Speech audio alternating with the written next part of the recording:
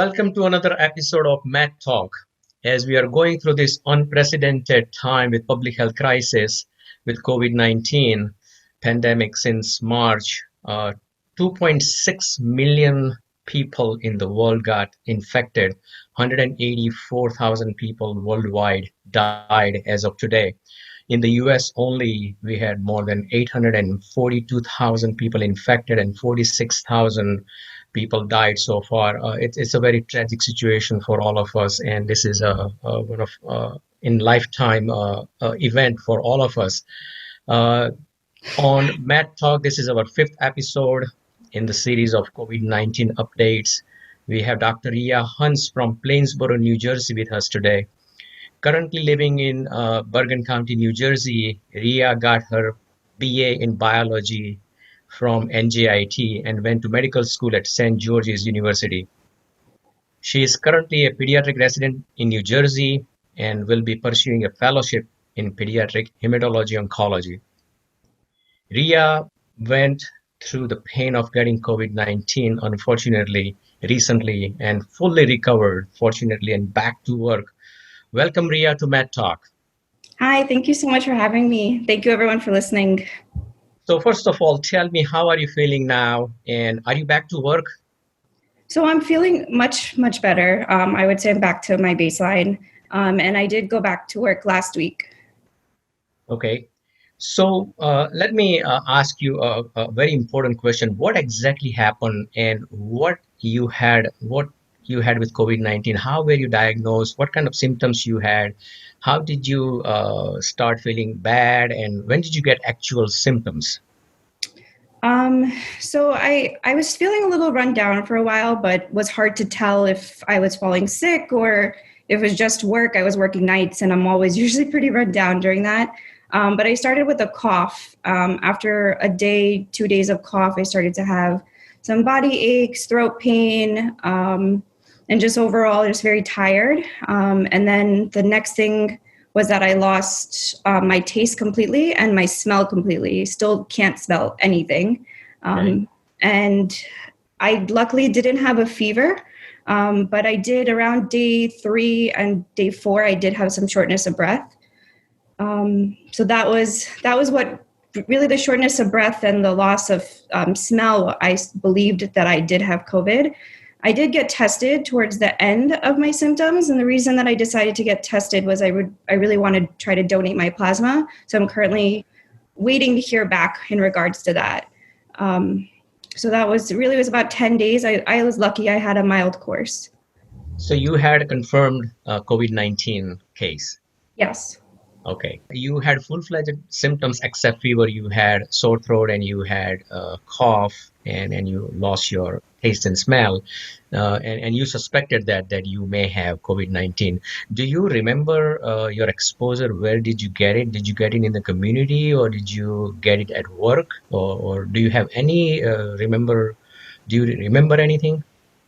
So I did have some positive patients and some patients under investigation, but it's really hard to say where I definitely got it from. It's definitely could be the community, it could be work. It's hard to. I wish it was easy to pinpoint, but that's kind of what we're seeing about this virus. It's spreading so quickly that it can come. You can get it from anywhere. So how long did it take for you, Rhea, to get the initial tiredness and feeling lousy symptoms to full-fledged that you may have COVID-19? How many days did you went through to determine exactly of COVID-19 symptoms? Really just 3 days of feeling kind of tired. Once I started to have the cough was very different than any other cough I've had. It was very deep, very harsh, not productive. And that was kind of my telling sign for me. Okay. Did you seek any medical help or take any medication, any treatment, anything over the counter or prescription, or what did you do? So I didn't see a doctor. When I signed up to get testing, I did have a telehealth visit, but at that time I was pretty much towards the ends of my symptoms. But at home, I just did self-supportive care. I did some steam baths and took vitamin C and just Tylenol when I needed it. But I tried to not take too much Tylenol because I didn't want to mask a fever. Sure, sure. So, where and how did you quarantine yourself? I know you work in North Jersey, you live in Plainsboro, New Jersey. Did you come back home? Does any of your family member got infected or they got affected? Anything you want to share? So I feel lucky in that sense that I live alone. So I was able to quarantine by myself and not get anyone infected. I would have loved to go home to my parents, but they're older and I didn't want to take that chance. So I stayed home. How are the things where you work right now?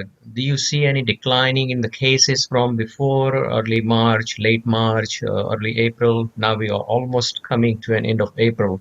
Do you see any decline or plateau in the cases? What do you see right now in your work? So I can speak for New Jersey as a whole. Yes. So if in the past couple of days, it seems that we're flattening the curve now. So I think we're starting to slowly switch over to most hospitals discharging more patients than admitting, but there's still quite a high volume of patients that are sick in New Jersey. Okay, okay.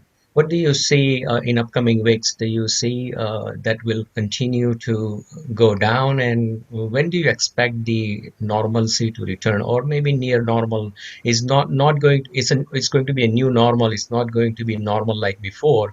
But what do you suspect, or what do you expect that within next few weeks up to maybe end of May, what will happen in New Jersey? So definitely agree. It's unfortunately it's going to be a new normal. As to what to expect, it's really hard to say. It's just one of those things where I feel like we have to take it day by day, focus on what we can do and what we do know. I don't think that it's going to be anytime soon, and I think we have to be really cautious that even when the numbers start to get better, we shouldn't just flip the switch and go back to exactly how it was because there is a lot of talk about a second Wave. peak of cases. So we want to be really mindful of that. And I think when it's time to be able to go back to how things were, there should still be a lot of precautions that we take. Yeah.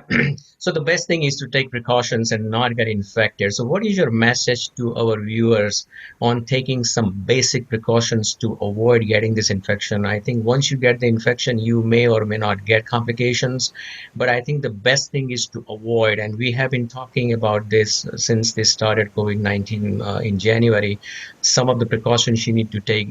Does that change or you recommend the same precautions people should take?